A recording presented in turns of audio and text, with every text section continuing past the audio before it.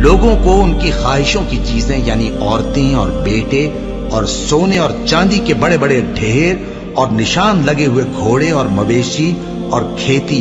بڑی زینت دار معلوم ہوتی ہیں، مگر یہ سب دنیا ہی کی زندگی کے سامان ہیں اور اللہ کے پاس بہت اچھا ٹھکانہ ہے۔ اے پیغمبر ان سے کہو کہ بھلا میں تم کو ایسی چیز بتاؤں جو ان چیزوں سے کہیں اچھی ہو؟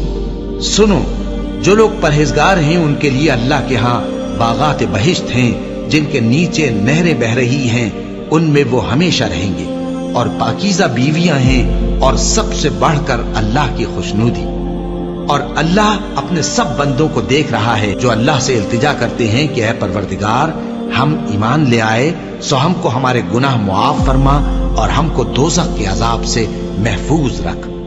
یہ وہ لوگ ہیں جو مشکلات میں صبر کرتے اور سچ بولتے اور عبادت میں لگے رہتے اور نیکی میں خرچ کرتے اور اوقات سحر میں گناہوں کی معافی مانگا کرتے ہیں۔ اللہ تو اس بات کی گواہی دیتا ہے کہ اس کے سوا کوئی معبود نہیں،